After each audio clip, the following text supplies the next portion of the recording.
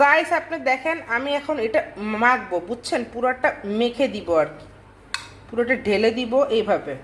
এই দেখেন কিভাবে ঢেলে দিতেছি,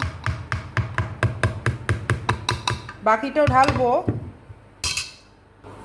সো গাইস হ্যালো, তো আমি এটা মেখে নিব আর কি, বুঝছেন, চিকেনটাকে এভাবে মাখাবো, মানে এটাকে মিক্স করতে হবে, মিক্স না করলে জিনিসটা সুন্দর মতন হবে না, ঠিক আছে? মিক্স না করলে কখনো ভালো ফিনিশিং আসবে না।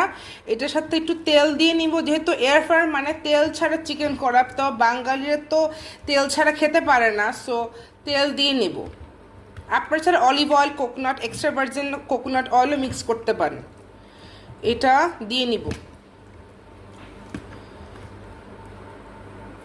তো গাইস আমি তেল আনছি, এখানে আমরা ইউজ করব তীর অ্যাডভান্স অয়েল, যেটা আমি এয়ার ফ্রায়ারে একটু দিব আর কি, মানে একটু মাখবো আর কি, ঠিক আছে? এই দেখেন এই এয়ার ফ্রায়ার এই তেলটাকে ঝেড়ে নিবে, বুঝছেন, তাও আমি একটু হালকা একটু তেল দিয়ে নিতেছি আর কি।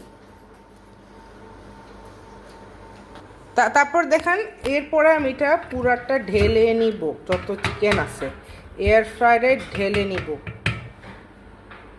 যত আছে রেসিডিউ সব ঢেলে নিব।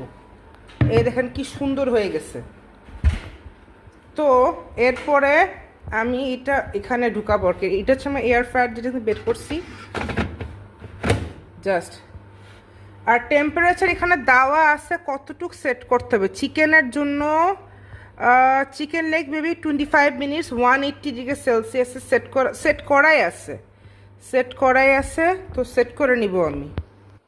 তো গাইস এই দেখেন আমি কেমনে বাসার নিচে এটা সেট করে দিছি, এই দেখেন কেমনে সেট করে দিছি, যে হচ্ছে জিনিসটা, বুঝছেন, এয়ার ফ্রায়ারে grill chicken at your home. Okay, that's all. So tata, ভালো থেকো সবাই।